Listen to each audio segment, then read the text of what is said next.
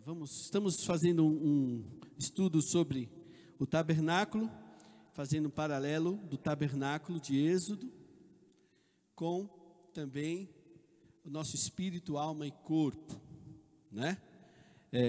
O pastor Roberto, primeiro dia, falou sobre a questão do corpo, né? A Ingborg falou sobre a alma, a relação da alma, do corpo com o espírito, como que funciona, e a relação também do espírito com o pastor Arthur na semana passada, né? Certo? Tudo bem? Estamos juntos, não? Glória a Deus. Bom, deixa eu abrir aqui.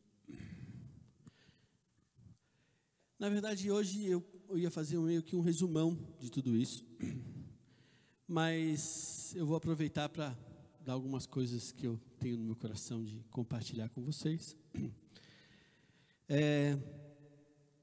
Quando vocês... Vamos ler um texto antes da gente começar. Texto de Êxodo. Êxodo. Capítulo 30 e... Deixa eu ver se é isso mesmo. Deixa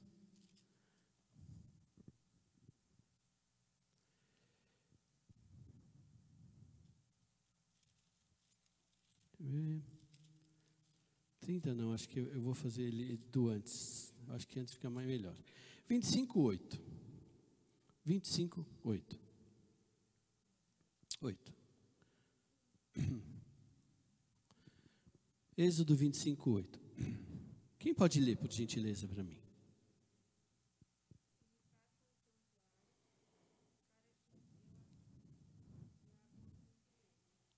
Isso. Pode ler o 9 também, por gentileza.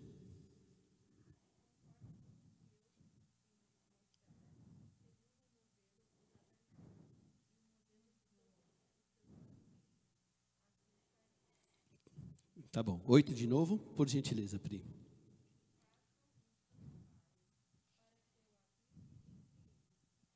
Olha que interessante. Por que eu estou lendo esse versículo para nós? Qual que é o propósito, então, do tabernáculo? Para que Deus habite no meio do povo. Por que eu estou lendo isso? Porque, na verdade, esse versículo, ele remete ao propósito eterno de Deus, que nós vamos ver descrito por toda a Bíblia. Quando nós olhamos para um Éden que foi criado em Gênesis, eu queria convidar você a olhar para aquele Éden não apenas como um jardim, mas um lugar de encontro com o homem que Deus tinha criado. Deus então cria o homem e a mulher à sua imagem e semelhança. A gente já tem falado isso, eu tenho falado isso nas minhas palavras que eu tenho compartilhado. Deus estende a sua família, o Pai, o Filho e o Espírito Santo decidem estender a sua família, estender a relação que eles têm entre si, de amor, com Adão e Eva, estendendo assim a sua vamos falar assim, relação de familiar também com o homem. A gente vai ver isso em toda a Bíblia, que Adão e Eva eram também semelhantes a Jesus. E Jesus era o primogênito, né? Antigamente ele era o unigênito da criação, depois ele virou o primogênito, o primeiro de muitos, né? Mas quando Deus faz o Éden, ele cria um ambiente aqui na terra que era para espelhar os céus. Então, aqui na terra, a mesma relação que o Pai, o Filho e o Espírito Santo tinham, ele estabelece agora entre Adão e Eva e a presença do Espírito. E o que ele falou para Adão e Eva? Vocês lembram? Vocês vão ser o quê? Um. Não é isso? Vocês vão ser um. Em João 17, quem lembra que Jesus orou? Essa oração de João 17 é uma das orações mais, eu particularmente acho maravilhosa, porque ali nessa oração, Jesus estava orando ali pelos discípulos, por tudo, mas estava orando por você e por mim também. E ele fala uma coisa muito interessante.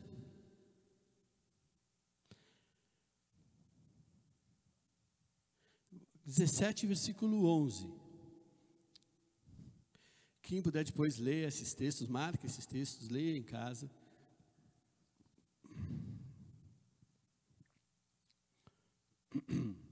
Já não estou no mundo. Alguém pode ler? Ana, pode ler para a gente, por favor?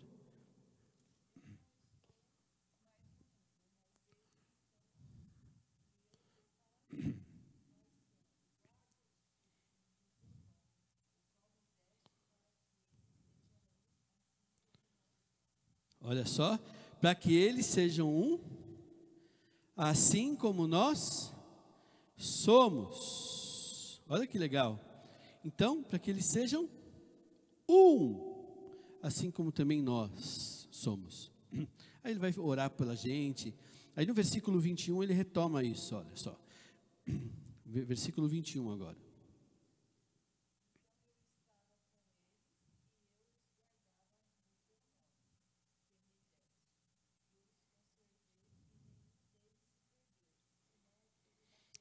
Você está lendo? 17, 21? 21, por gentileza.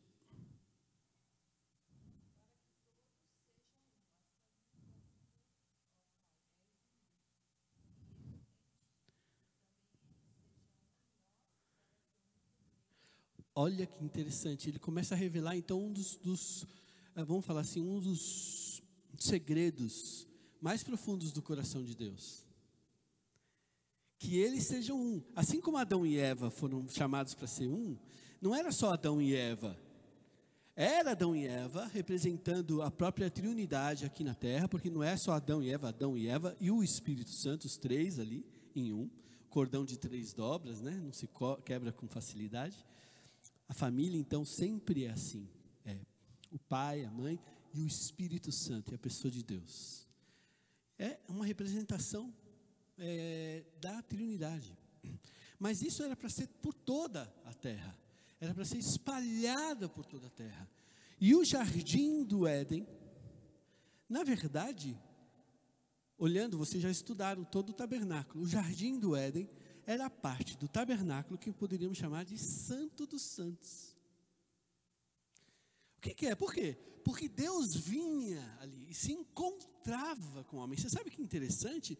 Que tabernáculo, uma das designações da palavra tabernáculo em inglês é tenda do encontro, lugar do encontro, é um dos nomes do tabernáculo. Interessante, porque fala desse encontro, dessa relação, né, ali com Deus. Então, Deus trouxe essa realidade dos céus na terra. Então, o tabernáculo também ele foi estabelecido para trazer. A gente viu que era feito conforme uma semelhança daquilo que era dos céus. Então, um pedaço do céu estava representado aqui na terra mais uma vez. Por quê? Porque Deus estava com um propósito, já desde Gênesis, desde a criação, depois teve a queda, passou pela queda, e ele teve um propósito de trazer o quê? A unidade dele com a humanidade. Essa relação de amor. Isso é bem caracterizado pela palavra amor, né? Amor, na verdade, é fruto de uma relação. Por que Deus é amor? Porque Deus, ele é um relacionamento. Pai, o Filho e o Espírito Santo. Por isso que ele é amor. Por que é pleno de amor? Porque ele exatamente é 3 em 1. Porque ele só fosse um, né? A gente, entre aspas assim, o que acontece? Talvez existia uma carência em Deus, né? De ser amado. Mas o Pai ama o Filho ama o Espírito ama o Pai. Essa triunidade traz um balanço, vamos falar assim, um equilíbrio, e a palavra amor, ela se completa. E é por isso que ele dá o amor. Ele não precisa de ser amado para dizer que ele ama. Por isso que o amor de Deus é aquele amor ágape, sacrificial, né? Por isso que é possível. E Deus estabelece essa relação de amor como propósito dele. Por isso que Jesus vai toda hora falar: amai a Deus acima de todas as coisas e ao teu próximo como a ti mesmo, como se fosse você. Ele é como se fosse você. Então essa relação é o que Deus está estabelecendo. Vamos dar uma olhadinha nisso rapidamente. Bom, só para você entender, quando o homem pecou, qual foi a razão do pecado? Qual foi a tentação das trevas para o homem? Comer do fruto? Ser o próprio Deus, ser igual a Deus. Ali a palavra é engraçado, porque na palavra original fala assim: você será o seu Deus. Você será o seu Deus. E depois, quando ele fala você será o seu Deus, o que acontece? A Bíblia diz que quando ele toma essa decisão, ele morre. Não é isso? Ele come do fruto. O fruto era na verdade, a decisão prática. E é interessante a gente pensar assim, porque uma coisa, muitas vezes passa algumas coisas na nossa cabeça que são horríveis. Se tivesse um telão aqui, né? Ou é só eu que passa coisa horrível na cabeça? Claro que não, né? Mas passa um monte de coisa. Mas pastor, como pode passar isso na sua cabeça? Vou falar, meu querido, quero dizer para você, e é isso que eu queria falar um pouco conosco hoje. Por que ainda a gente luta com tantas dessas coisas ainda? Porque exatamente por causa daquela situação que aconteceu lá atrás, né? Mas por causa desse pecado que entrou, por causa dessa destruição. Mas nem por isso, ainda que elas passem, eu quero já adiantar uma coisa para você, elas podem passar na tua cabeça. Mas quando o fato de passar não significa que você pecou, ou que se você está em pecado, ou que você está longe de Deus, não. Porque você está vivendo uma luta, essas coisas vão passar na tua cabeça, e você vai ter que aprender a filtrar, e a resistir, e não deixar, como a pastora Ivone e outros falam, criar um ninho na tua cabeça. O problema é quando a gente acolhe, e deixa aquilo criar um ninho em nós, a gente deixa aquilo crescer dentro da gente, e alimenta. O ninho fala de alimentar aquilo. Ai, pastor, passou tentação de adultério. Passou. Gente, vai passar? Vai. Mas o fato de eu resistir, eu filtrar, e eu me livrar daquilo, não deixar aquilo criar um ninho. Por isso que Tiago fala sobre isso. Ele fala que o pecado, quando é concebido, ele gera a morte. E na casa de Adão, ele concebeu. E o fato de conceber gerou até essa desobediência prática. E é interessante, porque isso tem muito a ver com a maneira que Deus julga as coisas. E muitas pessoas falam assim: por que Deus não queimou logo Satanás, logo no começo, e já destruiu tudo? Porque segundo a Bíblia, Deus julga segundo as obras de cada um. E Deus julga segundo as obras também dos anjos caídos. Ou que significa, em Ezequiel fala que Satanás tinha um desejo, um pecado nele, dentro dele, mas ainda não tinha externalizado tudo aquilo em obras. Hoje, tudo aquilo que vai ser julgado dele está visível, prático. E assim como Adão, e assim como cada um de nós, seremos julgados segundo as obras. A palavra fala isso. As obras de cada um. É um princípio de Deus. Porque Deus, nesse processo, pode haver uma transformação, né? Então, é muito interessante. Mas, voltando lá, então, quando Adão peca, o pecado, então, que ele se tornou seu próprio Deus. Beleza, e quando ele faz isso, a palavra morte significa o quê? Separação. Lembra que a gente está falando de unidade? Estamos falando de ser um com o céu, um com Deus. Então, o que aconteceu?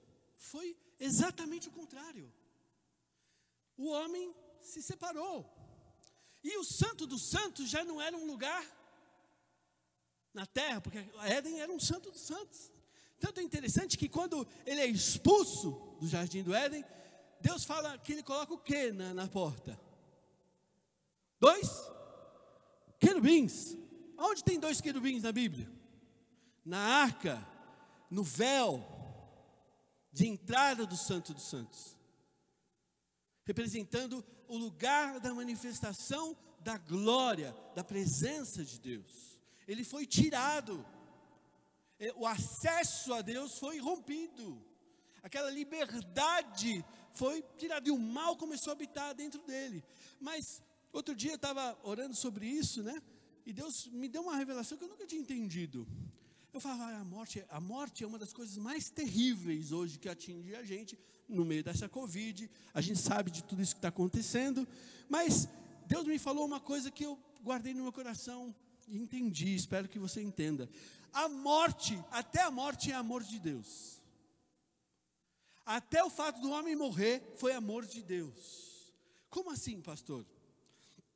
Deus pôs a eternidade no coração do homem.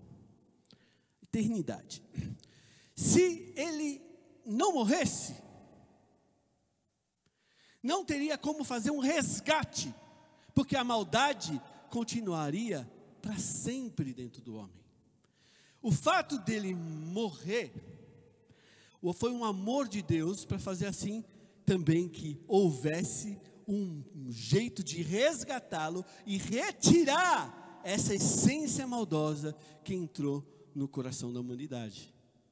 Então o processo de Deus, por isso que Jesus teve que ir numa cruz e morrer no lugar do homem, porque aquilo que ele fez naquele lugar foi a maneira de tirar essa essência maldosa que estava dentro do homem e começar a trazer de novo a glória e a essência, a semelhança de Deus dentro do homem novamente. Então, o que se separou de Deus no dia que Adão e Eva comeram do fruto? O homem morreu fisicamente? Não, ele só veio morrer fisicamente depois. A Bíblia diz, morrendo, morrerás. Aquele termo, certamente morrerás, significa morrendo, morrerás. Morrendo espiritualmente, morrerás fisicamente. E a morte física, na verdade, já foi processo de um plano de salvação e de resgate do homem para um desejo anterior de Deus, de unidade, de volta de unidade com Ele. É muito louco. Está dando para entender o que eu estou falando? Sim ou não? Estou muito bêbado do Espírito. Porque bebi, eu não bebi nada. Tudo bem? A morte, saiba disso. Ela, inclusive, a Bíblia não fala que tudo, na verdade, Deus está no controle de todas as coisas, inclusive da morte, querido. Inclusive da morte. Por isso que a gente hoje vence a morte. A morte já não é mais como as trevas nos prendem. Porque a gente já venceu. E Cristo falou, não tenha medo da morte. Porque a morte para nós, ela é, na verdade, um processo de sermos absorvidos pela vida. Olha que loucura. A Bíblia diz que esse processo que nós vivemos aqui hoje, nessa terra, é um processo ainda que está longe daquilo que Deus deseja. Está muito separado daquilo que Deus quer e do que Deus está querendo que a gente experimente. Então, quando a gente passa desse aqui lugar para lá, na verdade, a Bíblia fala assim, você foi absorvido pela vida. Olha isso. A gente saiu de um processo de morte, a gente foi absorvido pela vida. Mas a gente pode ser absorvido pela vida agora.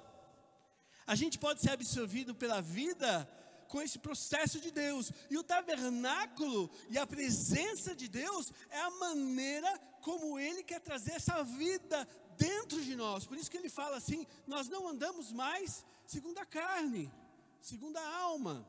Eu vou falar um pouquinho sobre isso. Mas andamos agora em novidade de vida. A vida de Deus se manifesta dentro de nós.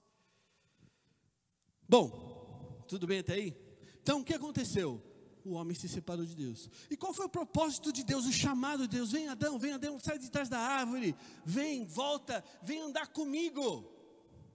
E você vai ver na Bíblia essa palavra andar, sempre muito ligado, andar. Vem andar comigo. Se a gente vai ver o Enoque, que foi trasladado, qual que foi a palavra-chave da vida de Enoque? Enoque andou com Deus, e Deus tomou ele para si. Interessante, porque essa palavra andar dá o sentido assim, ele andou tão próximo de Deus, ele foi tão próximo, que ele se tornou um com Deus, Deus fez assim, levou ele. Vamos pensar em outro,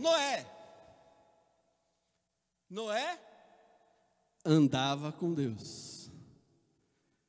Olha que interessante, Noé andava com Deus. Abraão andou, Isaac, Jacó.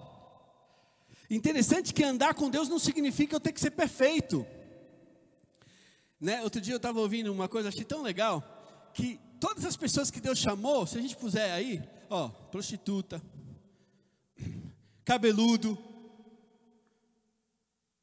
piercing, né? Eunuco, talvez a escória. E Deus chamou desses para mostrar o seguinte, que para andar com Deus não importa o exterior. Por isso que você vai ver que o tabernáculo, visto até inclusive de fora, ele não era uma coisa muito aparente, assim, chamativa. Porque na verdade, Deus, ele não olha o exterior. A gente parece que sempre está querendo, né, olhar o exterior, aparentar, né, ou muitas vezes cuidar bem daqui da estrutura, né, para talvez mostrar algo diferente até do que muitas vezes a gente é. E foi o que Jesus mais lutou com os fariseus, mostravam algo que era diferente do coração deles. E Jesus nos chama a andar com Deus, a ser um com Deus. Andar com Deus é um chamamento para sermos um com Deus. Como podem andar dois juntos se não estiverem em concordância? Então você vai ver que chega aqui no tabernáculo, Deus fala assim, eu quero andar no meio de vocês. E se a gente passar do tabernáculo, hoje a gente vai passar um pouquinho, vai mais para frente em Ezequiel, há uma promessa em Ezequiel, e aqui mesmo em Deuteronômio há essa promessa, que ele vai circuncidar o nosso coração e a nossa alma. E ali já há uma promessa, já há uma profecia que ele fala assim, se você amar o Senhor de todo o teu coração, de toda a tua alma, você vai ver essas demais coisas, Inscreverei em Ezequiel a minha palavra agora, não mais em tábuas de pedra, mas no teu coração. No teu coração.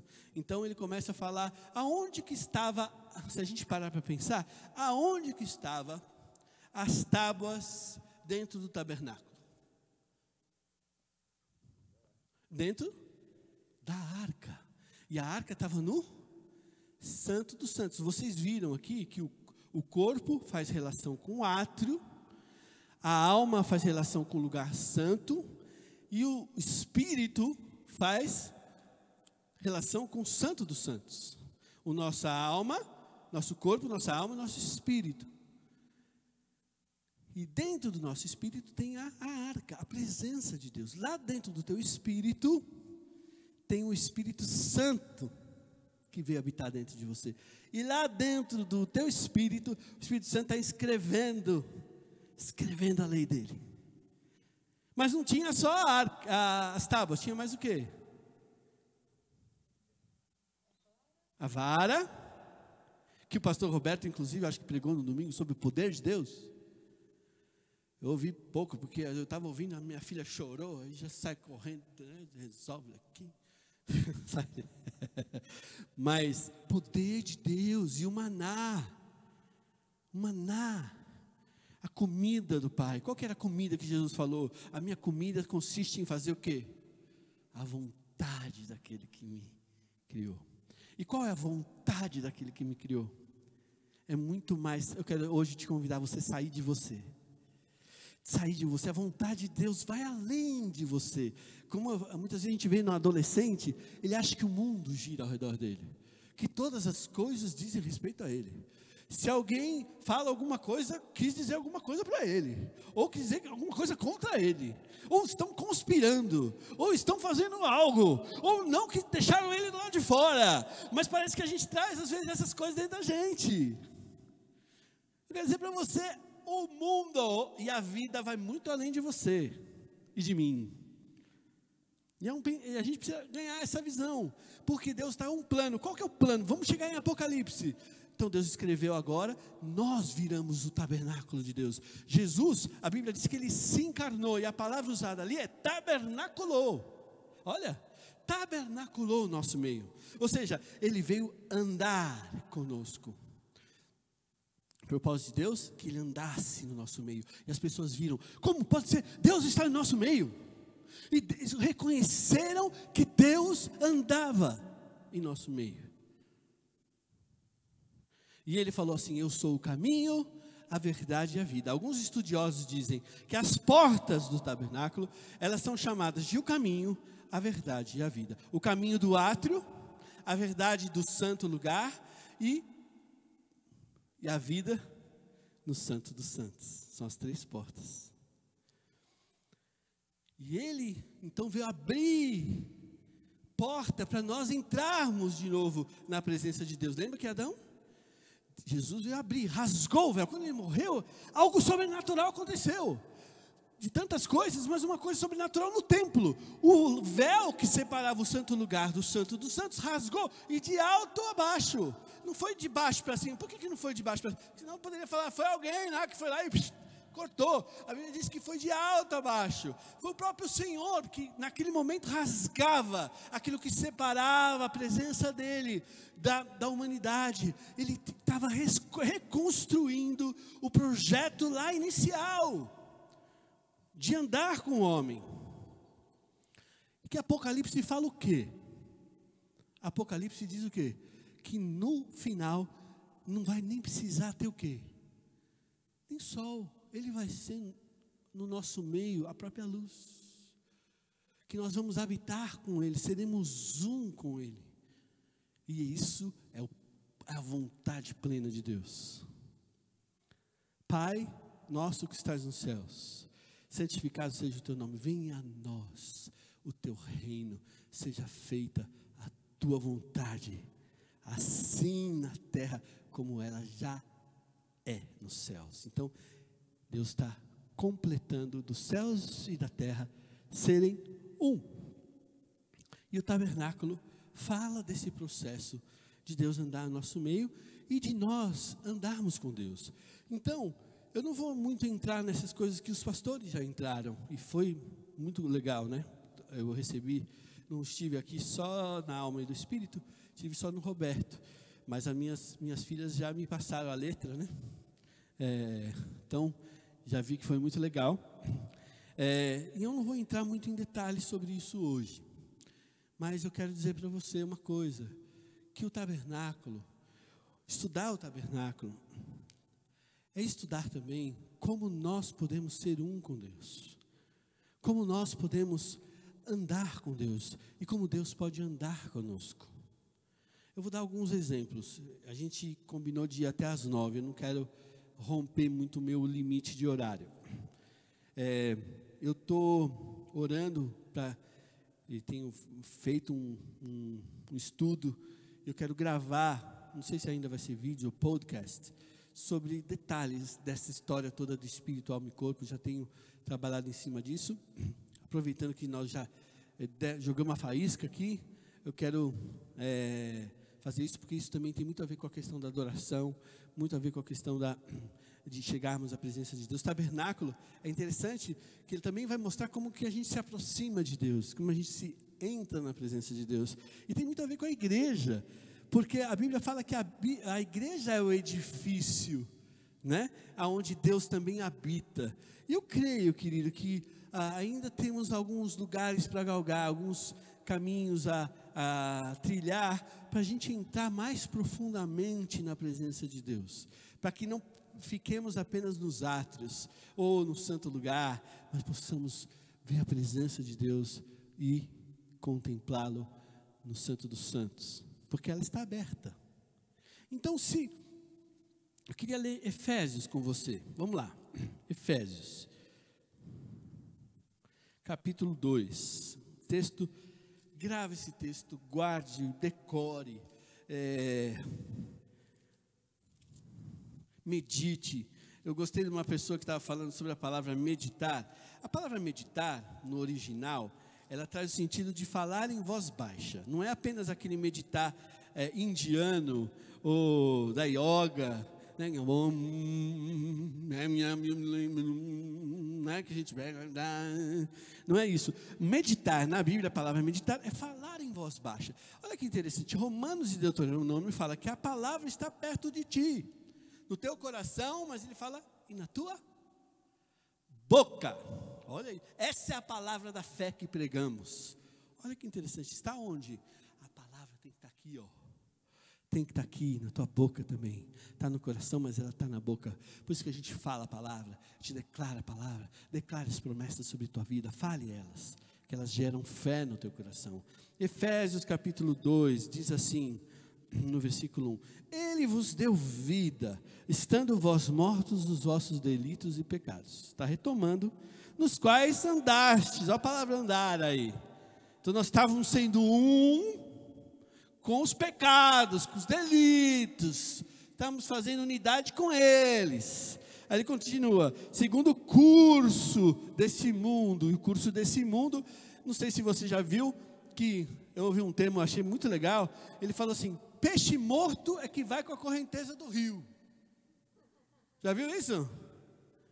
Né? Peixe vivo vai contra, mas peixe morto vai com a correnteza. Né? Você já viu peixe morto passando no rio? Você vê assim, vai assim, ó, junto com a correnteza. Quando a gente está andando nesse curso, querido, e bebendo as coisas desse mundo, andando nas coisas que esse mundo tem pregado, saiba o seguinte, nós estamos andando num processo de morte. E ele fala isso. Andastes outrora, segundo o curso desse mundo, segundo o quê? O príncipe da potestade do ar, do espírito que agora atua nos filhos da desobediência, entre os quais também todos nós andamos outrora, segundo as inclinações da nossa carne, fazendo a vontade da carne e dos pensamentos. Eu falei que eu ia falar um pouquinho sobre carne. Eu entendo, e eu queria, depois de algum tempo, que a carne, na Bíblia, ela vai muito além do que a gente muitas vezes pensa que é apenas isso daqui, né? A carne, é o que eu queria dizer para vocês também, ela engloba o que a gente chama de velho homem. A carne é um velho homem. Então, quando você ouvir muitas vezes a carne na Bíblia, não entenda que é apenas uma inclinação só da sua carne, algo, um desejo, um ímpeto que sai dentro de você, né? Mas é um sistema que regeu durante muito tempo o que a gente chama de velho homem. Eu vou entrar daqui a pouquinho, rapidinho nisso. Segundo, inclinações da carne, fazendo a vontade da carne do quê? Da vontade do quê? Fala assim, pensamentos. Então, uma coisa é a seguinte, querido. Nossa carne, ele dá ênfase nos pensamentos. Fazendo a vontade deles. Então, quando eu fazia a vontade deles, eu estava como morto. Caraca, pastor. O que o Senhor está dizendo para nós? Que não dá para andar com Deus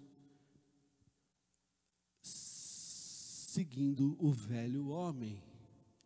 Para eu andar com Deus, eu preciso entender o novo homem. E andar com Deus significa despertar, desenvolver esse novo homem criado segundo Deus. E eu preciso me despojar das coisas velhas. Ele vai falar isso mais para frente no 4. Despojar do velho homem que se corrompe segundo o engano. Olha que interessante. Ele fala assim, revistais do novo homem criado segundo Deus. Ou seja, ele está dizendo que há um processo, uma luta dentro da gente, que nós precisamos despojar do velho. E a carne significa essa maneira antiga de nós andarmos. E é interessante que muitas vezes a gente acha que o inimigo, toda hora tem demônio ao redor da gente. Tem um monte de demônio. Mas às vezes ele nem faz força contra nós. Como assim, pastor? Porque ele já plantou tanta coisa dentro da gente. Você lembra quando tem uma parábola que fala assim, olha, eu plantei um monte de semente boa, aí eu fui dormir, aí veio o inimigo durante a noite, veio e plantou um monte de semente ruim. Quando eu acordo o dono da fazenda depois, ele fala assim, o que aconteceu? Poxa, eu plantei semente boa, nasceu semente ruim. Na verdade, o inimigo plantou dentro da gente, cresceu isso dentro da gente. A Bíblia chama isso, muitas vezes, de fortalezas. E eu tive um entendimento dessas fortalezas, segundo 2 Coríntios 10, versículo 4, que diz que a nossa luta não é contra carne e sangue, mas sim contra principados e... Não é esse. Nós não militamos segundo a carne... Nossas armas não são carnais, mas são poderosas em Deus para destruir o quê? Fortalezas. Para aí, fortaleza. O que é uma fortaleza? É um lugar cercado que tem gente habitando ali dentro. Mas aí eu sempre... Agora eu entendi uma coisa. Imagina que você está aqui, tudo é seu. Esse lugar é nosso. Deus nos deu esse lugar, certo? Então Deus deu uma vida para nós. Só que dentro dessa vida, dentro desse processo, existem algumas fortalezas. E ali o inimigo fez casa. O inimigo pegou certos lugares do nosso pensamento, das nossas emoções e da nossa vontade, dos nossos desejos. Então, emoções, desejos e pensamentos. E ele criou fortalezas. O que significa fortalezas? Lugares que ele domina. Então, quando chega em determinada área na tua vida, existe um sistema dentro de você, velho, que impede a presença de Deus até nesse lugar. Como assim? Esse lugar Deus já dominou. É teu, te deu. Só que o inimigo está com uma fortaleza ali impedindo. E Deus está falando, nós precisamos romper. Isso tem muito a ver com, um exemplo, você sai daqui e fala assim, eu me sinto tão sozinho. Me sinto tão sozinho. Tem um sistema que te faz sentir assim. Mas a palavra não diz que Deus está com você. A palavra não diz que Ele é o teu pastor. A palavra não diz que Ele te deu uma família maravilhosa, que Ele te põe do seu lado. A palavra não dá várias promessas a respeito disso. Mas por que eu continuo? Porque existe uma fortaleza ali, segurando a minha afeição, segurando o meu sentimento, e eu preciso entender que a glória de Deus, Ele precisa quebrar isso, porque se Ele não quebra, o que acontece? Muitas vezes, eu acho que estou vivendo o melhor de Deus e não estou. Então Ele começa a minar, e aí pensa na terra prometida. Aquela fortaleza te lembra o quê?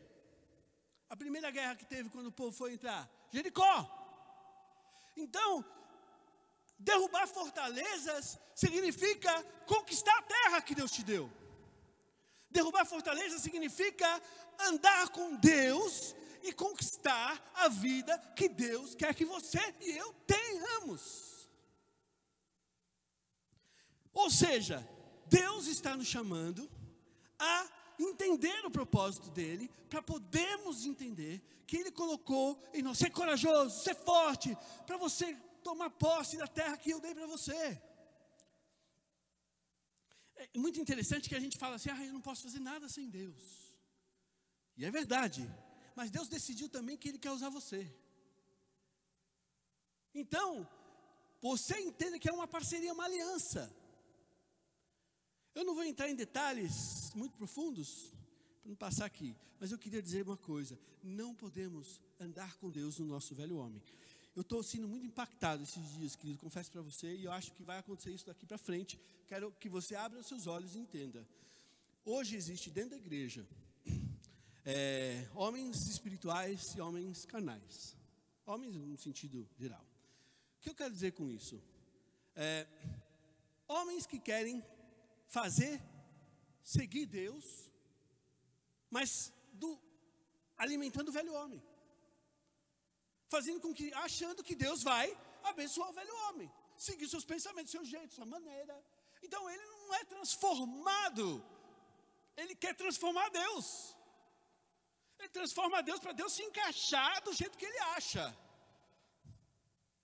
Eu estou sendo impactado, gente, com o tanto de coisas erradas, ideias erradas, que estão tomando conta, muitas vezes, dos cristãos.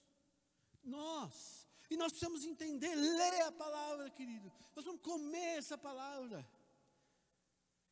Por quê? Porque se a gente não entender qual é o padrão de Deus, a gente vai achar que está andando com Deus e não está. Deus não está. Olha só um texto que eu queria, Deuteronômio 31.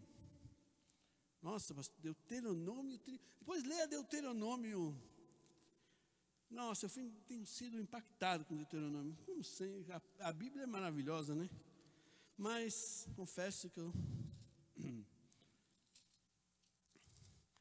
E sabe uma coisa que tem ganhado projeção, que a gente tem que tomar cuidado? Muitas vezes eu tenho visto falar assim, agora estamos na época da graça, não mais da lei. É verdade, estamos na graça. Mas cuidado.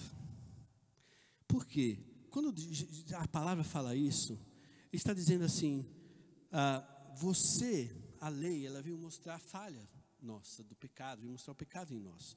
Que nós não conseguimos cumprir as coisas pela nossa carne, pelo velho homem. Mas a lei é boa, e com o novo homem eu posso cumprir. Com o novo homem, a graça, ela vem capacitar para quê? Porque a lei, gente, não adulterarás, não mentirás, não o quê? Cobiçarás. Gente, as coisas mais essenciais de amor, de cuidado, estão ali. A gente tem que tomar cuidado, e é isso que eu quero dizer. A gente quer, muitas vezes, autenticar algumas coisas do nosso pecado, ou da nossa falta, muitas vezes, até de buscar, de obediência, se apoiando. E a gente tem que ter um equilíbrio, porque a palavra ela é muito clara. Eu não consigo cumprir a carne na minha força natural, a lei, na minha força carnal. Mas a lei da vida, ela está sendo colocada dentro de nós. A palavra está dentro de nós agora. A lei está dentro de nós, foi inculcada dentro de nós. Gente, toda a palavra ela se completa. Não existe metade, eu quero isso daqui. O que está acontecendo é assim, isso aqui eu quero de Deus. Porque isso aqui é o Deus que eu acho legal. Quando eu falo isso está acontecendo no meio da igreja, está acontecendo isso, esse Deus é legal. E muitas coisas, muitas doutrinas estão sendo apoiadas de maneira terrível. E vão, inclusive, destruir. Olha lá que Deuteronômio diz, 31, 17, é isso que eu falei, né?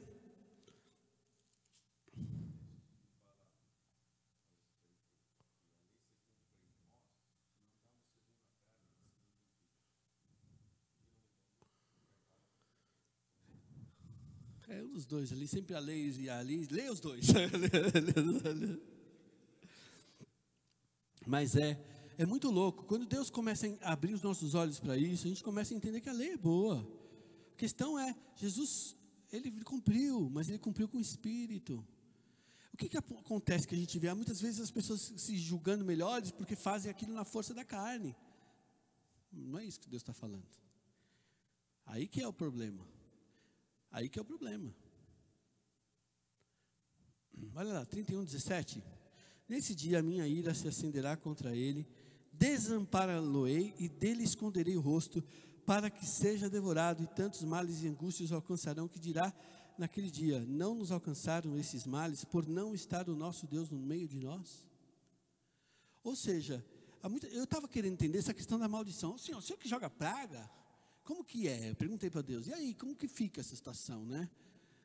Mas a Bíblia fala que a presença, o fato de Deus não andar no nosso meio, ele abre condições para o mal chegar. É um guarda-chuva a presença de Deus, ele nos protege, nos guarda. Quando ele não está no nosso meio, a Bíblia está dizendo, esses males nos alcançaram, não é porque Deus não está no meio de nós.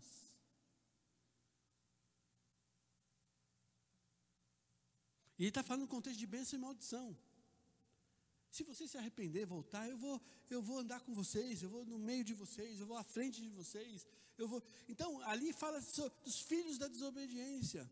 A obediência à palavra de Deus, querido, é o que nos filtra, é o que nos faz despojar desse velho homem. Ele faz nos entender que eu tenho que largar essas coisas que não são de Deus. Esses dias aconteceu uma coisa muito interessante na minha casa. Uma pessoa chegou para mim e pediu, até para que eu pudesse assinar um documento lá, falando que a pessoa morava em casa, para poder tomar vacina. Me indignou aquilo. Eu fiquei mal comigo mesmo. Porque foi muito louco. Era uma mentira. E a princípio eu dei um chilique lá, falei, não faço essas coisas, não curto, e depois até tinha cedido, né? Aí depois me arrependi tanto, fiquei tão nervoso comigo mesmo. Falei, por que Deus? Não, eu fiquei indignado. Sei que depois a pessoa não conseguiu nem usar aquilo que eu falei, obrigado, Senhor. Mas eu fiquei indignado por quê? Porque depois teve um comentário que, mas você é perfeito? Você não mente? Você não faz isso? Você não faz aquilo? Você nunca fez isso? E começou o inferno na minha cabeça, né? Mas eu já estava ligado, falei assim, olha, eu já fiz muito isso. Mas eu estou aprendendo a não fazer mais. A deixar as coisas velhas. Como que eu posso achar que Deus anda comigo quando eu ando numa vida de mentira? Como eu posso achar que Deus anda comigo quando eu ando numa vida de prostituição? Quando eu posso achar que Deus anda comigo quando eu ando numa vida que está totalmente contrária àquilo que Ele diz? O amor dele ele não deixa de me amar, queridos. Mas não estamos falando aqui de amor. Estamos falando da presença de Deus conosco. Saiba que a presença de Deus, ela está conosco quando nós obedecemos aos mandamentos e praticamos aquilo que a palavra diz. Quando você me ama, quando vocês guardam os meus mandamentos, e vocês aí provam que vocês me amam, vocês praticam a minha palavra. E o que está acontecendo? Muitos de nós, cristãos, estamos achando que Deus está comigo, mesmo eu fazendo tanta coisa zoada. Deus ama você, mas Ele muitas vezes não está com você. Não está te abençoando. Como assim? Pastor, exatamente. Voltando ao tabernáculo, para a gente entender como andamos com Deus. Processo. Qual a primeira porta que precisamos passar? A da entrada ali, né? Caminho. Sabemos que Jesus é o caminho. Bom, beleza. Logo aí na frente tem o quê? Primeira coisa que tem. Antes do altar. É antes do altar ou depois? Primeiro altar, depois tem a bacia. Não é isso? Oi? Depois é a bacia. Primeiro o sacrifício. Corpo. Quando a gente fala de corpo, Romanos também fala que nós precisamos entregar o nosso corpo, e Coríntios também. Vou ler o texto para você aqui rapidamente. Um texto interessante, que eu achei muito legal, né? Se lembrar. Do corpo, rapidinho. 2 Coríntios 10, 11. Não, 2 Coríntios 4, 10 e 11. 2 Coríntios 4, 10 e 11. Já estou terminando, gente. Desculpa passar aqui. Acho que temos que fechar o ciclo aqui. 2 Coríntios 4, 10 e 11. Levando sempre no corpo o morrer de Jesus, para que também a sua vida se manifeste em nosso corpo. Olha só, está falando do corpo. Porque nós que vivemos somos sempre entregues à morte por causa de Jesus, para que também a vida de Jesus se manifeste em nossa carne mortal. Romanos fala de entregar o nosso... Romanos 12 fala o quê? Romanos 12, versículos de 1 e 2, não é isso? Romanos 12, 1 e 2 fala o quê? Quem lembra? Não. Rogo-vos, irmãos, pela misericórdia de Deus, que apresenteis o vosso corpo por sacrifício vivo, santo e agradável a Deus. Querido, nosso corpo precisa ser apresentado a Deus. como sacrifício. Então, também a gente fala de um sacrifício. Eu estou falando desse sacrifício, primeiramente, também nosso, que ele na verdade é o quê? Ele é um alinhamento com o sacrifício de Cristo. Então nós precisamos entender que nós precisamos consagrar o nosso corpo. O pastor Roberto falou que os sentidos são aquelas colunas, né, Roberto? São 5, né? Sentidos que me fazem ali entrar. Os sentidos, querido, eles precisam estar sendo consagrados a Deus. Eles estão no nosso corpo, e eles são janelas, eles são portas. Eu preciso entender que tem hora, querido, que eu vou precisar realmente morrer. Morrer para quê? Para mim mesmo.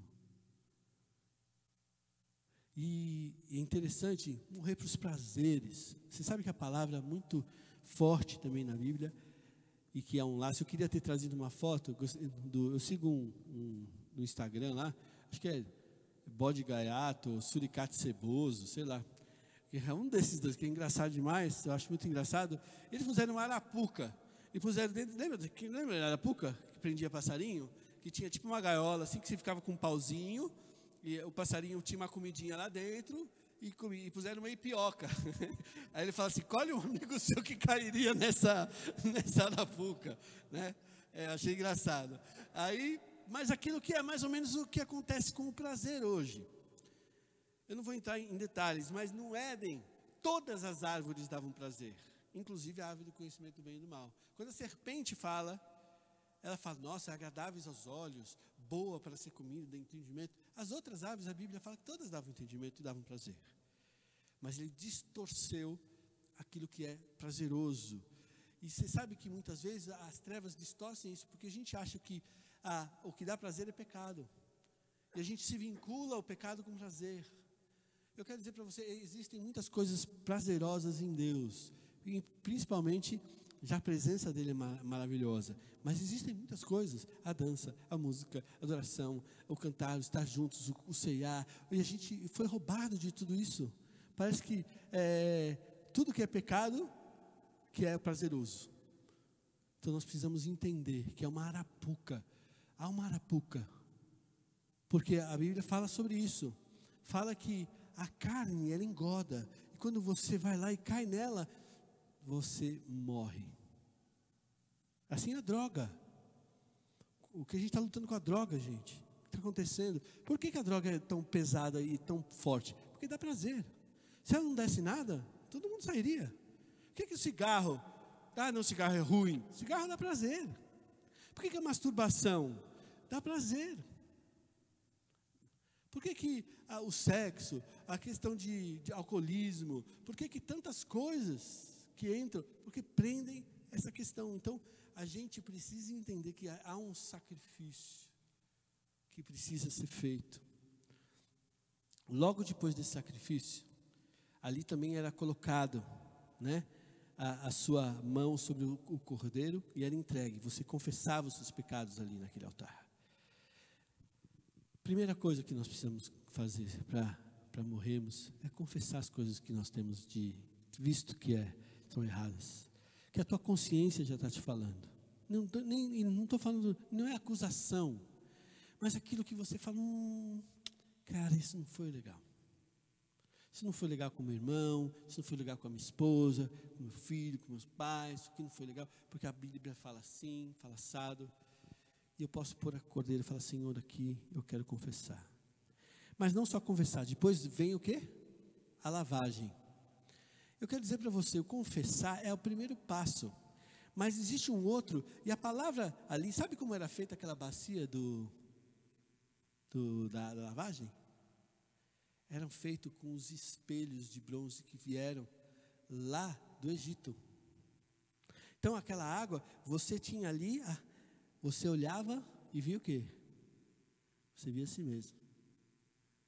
Nós precisamos olhar para nós mesmos, queridos.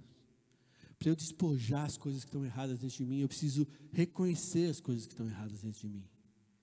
Para eu andar com Deus, eu preciso me lavar pela palavra. Como a água de Efésios fala que é a palavra. Lavagem pela palavra, da água pela palavra. Ou seja, quando começa,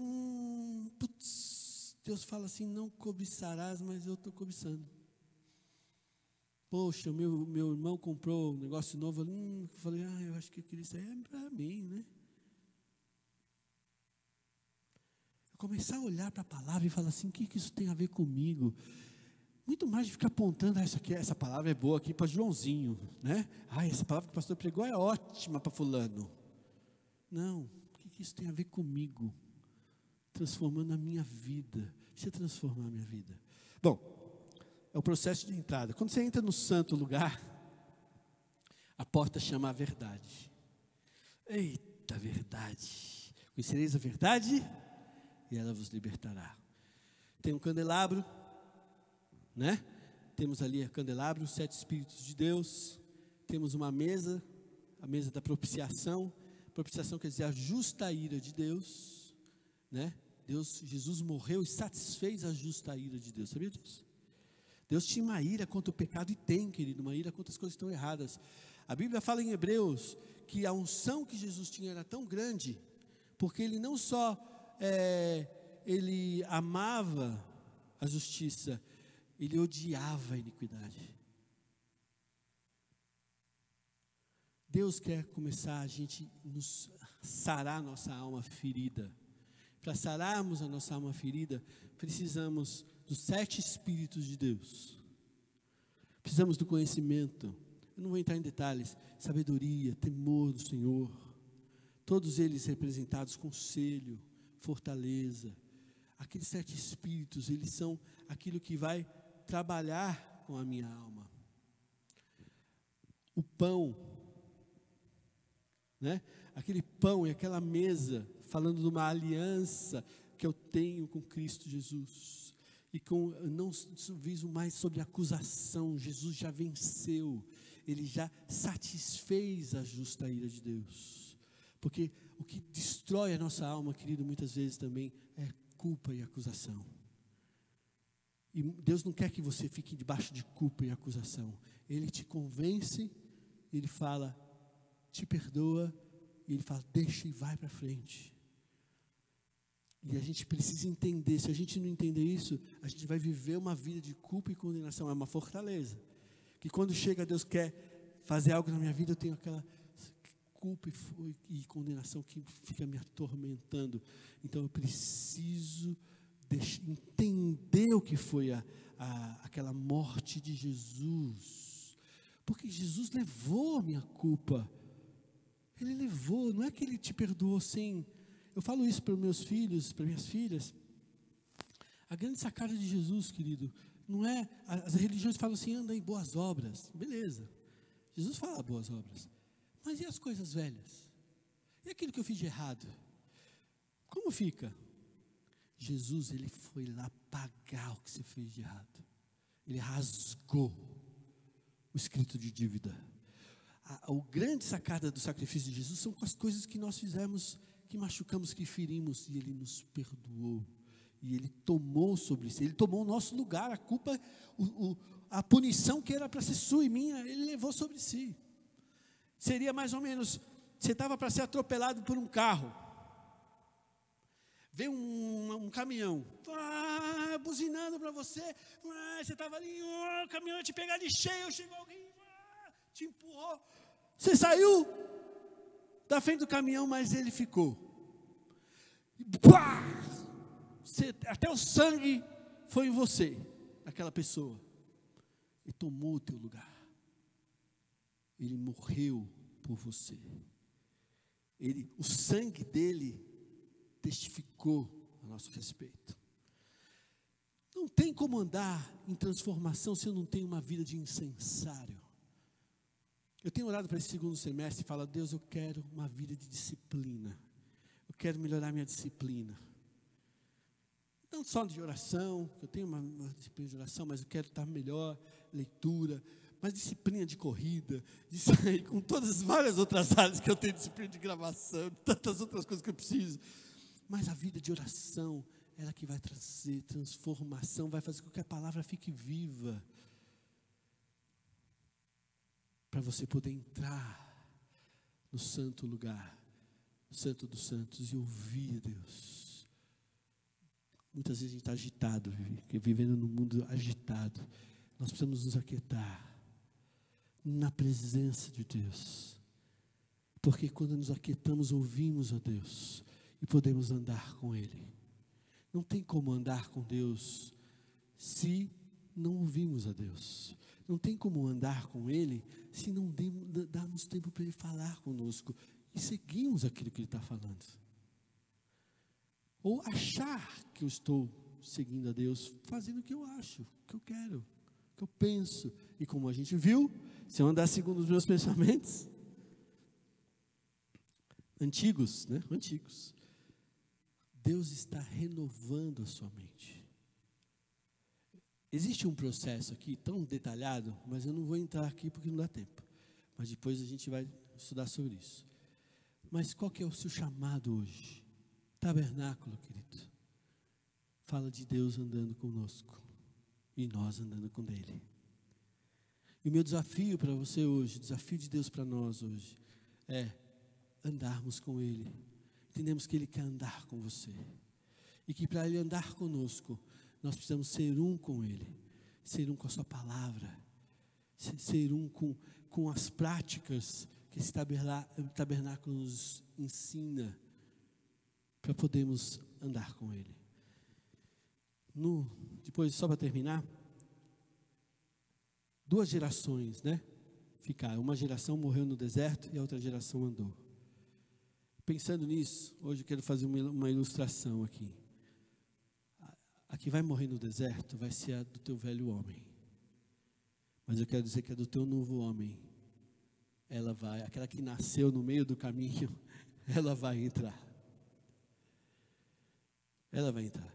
Mas às vezes a gente fica ao redor daquela montanha, já passou aquela montanha 5 vezes, a gente já passou tal pecado 300 vezes. Eu tento vencer esse pecado, não consigo. E a palavra fala ali, nós precisamos aprender que Deus está no nosso meio. Os milagres que Ele já tem feito. Tomarmos posse dessa autoridade, que Ele vai usar você, para você conseguir vencer essas lutas. E para você ensinar outros também a vencerem. Aleluia. Amém.